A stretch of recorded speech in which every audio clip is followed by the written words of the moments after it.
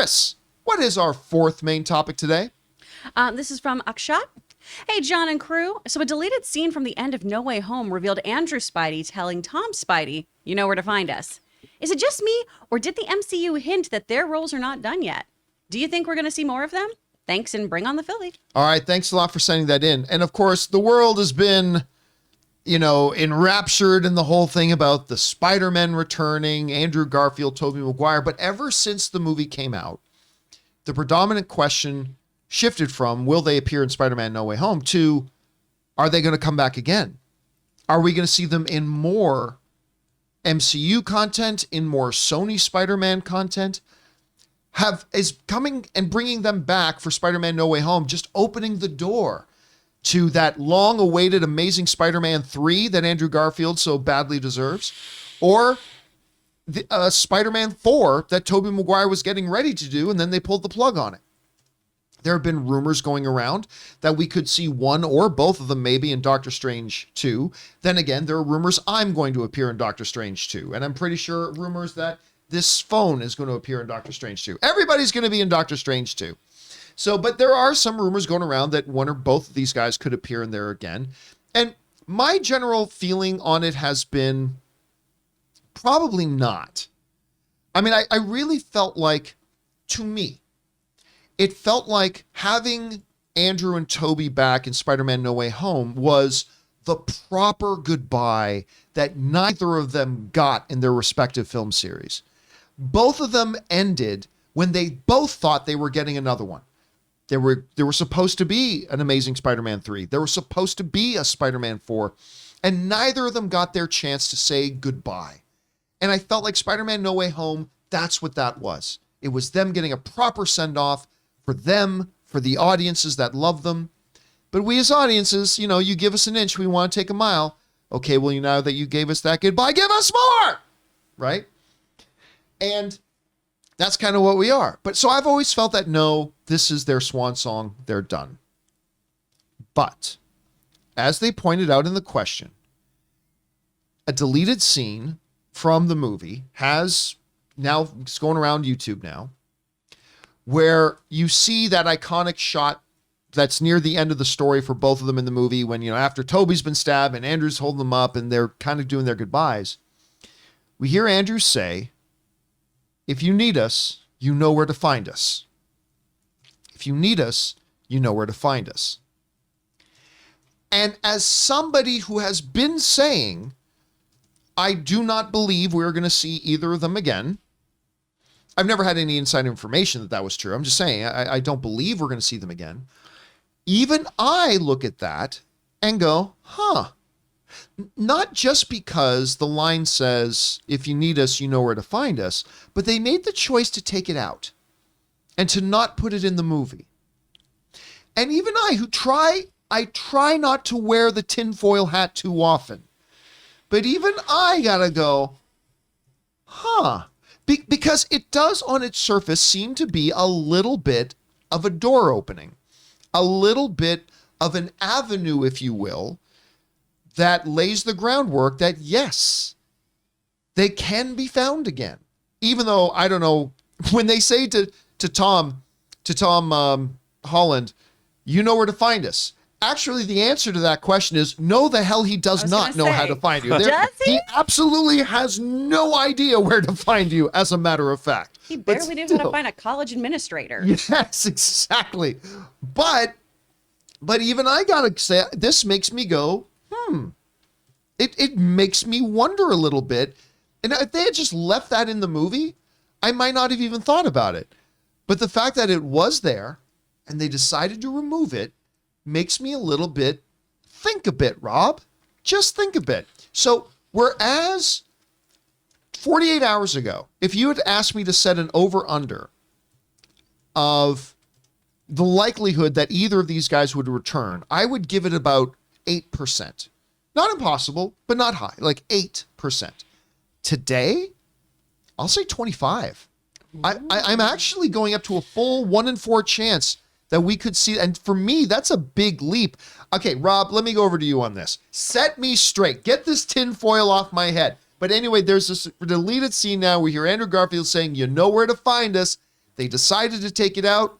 What, if anything, do you think this means? John, I'm doing a little consulting here. I'm just going to look at the box office, the final box office for Spider-Man No Way Home. Let's take a gander. It's not quite the Campea classroom, but I'm going to look here.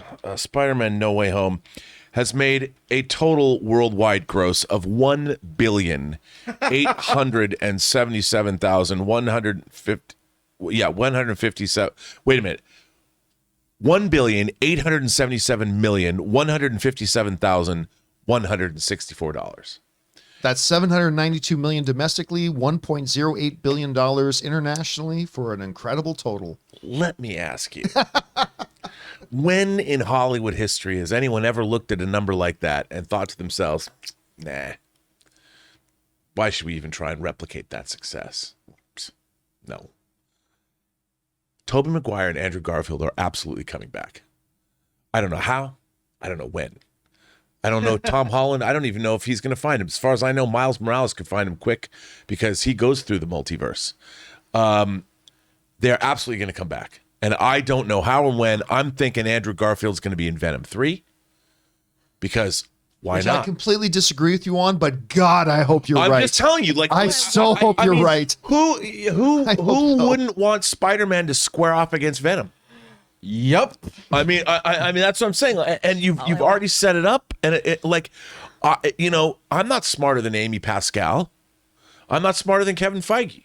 And if you can, like, yeah, we can get away with it. I mean, I know they've got plans, but who wouldn't? They're schemers. Schemers. They're planners. They're Scheming, baby. planning. Yeah, so I don't know. I mean, look, I just think it'd be silly. The world loved seeing the two of them together. And to bring it back, whether they're in Multiverse of Madness or not, wouldn't it be great? Like, wouldn't it be cool if? Isn't that the shout out to Rob G? Wouldn't it be cool if? Right? Mm-hmm. Why wouldn't it be a license to print money? Okay, but Which I would love to have in my own life. let me point this out though.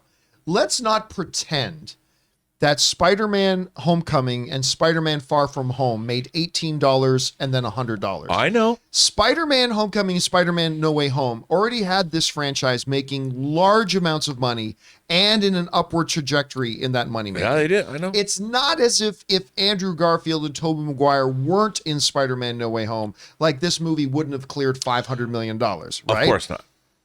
Still, you are right. You have them there, but do you think this one little line, do you think this indicates anything either way? Hearing Andrew Garfield say, you know where to find us, and then they took that out. What do you think? I think it could go either way. One, they didn't want to give people false hope. That's probably maybe that could be the way. The most obvious answer to me would be like, yeah, we don't want people to go, oh, they're going to come back. Well, that's what we're doing anyway. On the other hand, it's like the funny thing about this is you're following up this movie. You're following up Spider-Man No Way Home with a movie called The Multiverse of Madness that we know Patrick Stewart is playing Professor Xavier from the Fox X-Men movies. So talk about dangling false hope. I mean, as far as I'm concerned, even though she passed away recently, Almighty Isis could be in this Doctor Strange movie. Anybody could be in it right now. Like you were saying, your phone's going to be in that movie. We know Ray's in the movie. Yeah, I'm in there. So why wouldn't they bring them back? And Sony, as far as Sony has stayed away from Spider-Man, it's like, we're going to do Kraven the Hunter. We're going to do Venom and Carnage. We're going to do Morbius. They're doing everything but Spider-Man. Now they have an easy way that they could make a Spider-Man movie on their own that's not going to interfere with the MCU. And that's gold. You think they wouldn't want to do that? Now, I got to tell you, if they could drop Ray into the MCU right now, I already can tell you who he's got to be. He's got to replace the bus guy in Shang-Chi. Ray would totally... Ray would totally be an awesome bus guy. Like his one line is like, yeah, I'm not going to drive the bus. Last time I always get in trouble when I try to drive a bus. It's like, I could totally see Ray doing that. Do the flip. I don't, Chris, you saw this. Mm-hmm. Look, is this tinfoil hat wearing? Do you take anything out of Andrew Garfield saying, you'll know where to find us, Like, is that nothing or just a good goodbye line? What do you think? Continuing to just be a beautiful liar. No, he doesn't, Andrew. It feels like something he improv'd, and Tom would have just been like, wait, no, actually, I'm not quite sure. I'm a little fuzzy on the details of could you, no, bye? Okay, cool. I definitely think that we should have Rob's movie where we get Andrew Garfield back there fighting Venom. And I love this in the chat, Captain Brad Brickley. Think about it. They already set up Garfield by mentioning he hasn't fought an alien. Let's give him the chance to fight an alien. And I think it's a really interesting thing to explore too, of he knows that the other two Spider-Man have MJs. If he meets his MJ and there's this moment of like, do I have like, is this all predetermined? Am I supposed to meet this person? Am I supposed to have a different experience in this universe than the other Spider-Men? Am I finally meeting, like, are all these things just like, even though we're on different multiversal planes, are there certain things that are destiny or choice? And that's a really fun thing, I think, to explore with these characters. And I just want what I want, and I want this movie. John, let me have the things I want. Have it, John. I got to get a shout out to Captain Brad. Captain Brad Brickley is an actual ship's captain. What? He captains Western Washington ferries that are 300 feet long. Oh, dude. Oh, that's cool. awesome. In our chat. Yeah. In our chat. Oh. So, look, I would acknowledge, number one, I would freak out to find out Andrew Garfield, who is my favorite Spider-Man. Same. Oh, I love the other ones too. I love the other guys. He's such a good Peter Parker. Andrew was a great Peter Parker Spider-Man. He was so great. For him to come back, particularly into a franchise that I also really love, the Venom franchise. Now, again, you got to figure out why are they fighting each other, because they're both good guys, but still, they would figure that out. What I hadn't thought of before, though, is an angle you just brought up as well. Not only the whole, they kind of highlighted that he never got to fight a alien goo monster, but this Spider-Man, Andrews, never got his MJ. Now, of course, they were supposed to set up his MJ with Aaron Rodgers' girlfriend. Shailene Woodley. What's a Shailene Woodley? Thank you. She was in, for those of you who don't know, Shailene Woodley was cast as Mary Jane in The Amazing Spider-Man 2, and they shot scenes with her in it, but they ultimately decided to cut her out of the film and save her for the third one. That never did happen. So on screen, technically, he has still not met his MJ. Mm-hmm. And so, I mean, there is a lot for Andrew Garfield's Spider-Man still to do. Plus, he says, admittedly, he went down a really dark path. Yes. And it would be interesting to see when in terms of a storyline, he comes back, that dark path, he doesn't have redemption.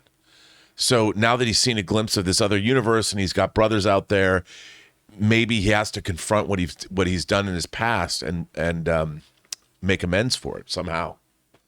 That's anyway, a good story. guys, question is for you. What do you make of that little behind the scenes cutscene thing with Andrew Garfield's Spider-Man saying before they leave the movie, you'll know where to find us, which again is completely not true, but he said it, and then the subsequent decision to take it out. Do you think that makes it more possible that we could see one or both of them returning again? Do you still believe, like I have believed, that this was their swan song and it was perfect? It was a perfect send-off for both of them.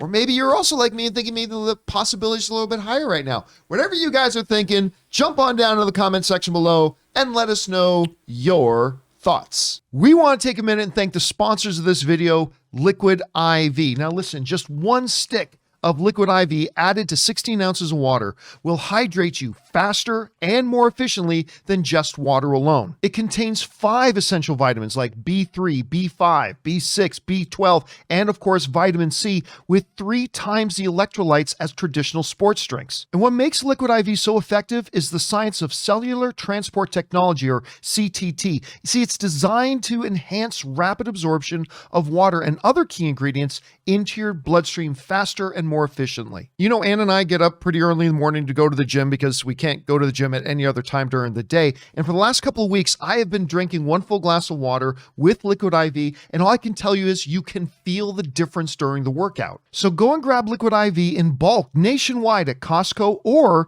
you can get 25% off when you go to liquidiv.com and use the code CAMPEA at checkout. That's 25% off anything you order when you use the promo code CAMPEA, that's CAMPEA, at liquidiv.com. Experience better hydration today when you go to liquidiv.com, and remember, use the promo code at checkout, CAMPEA.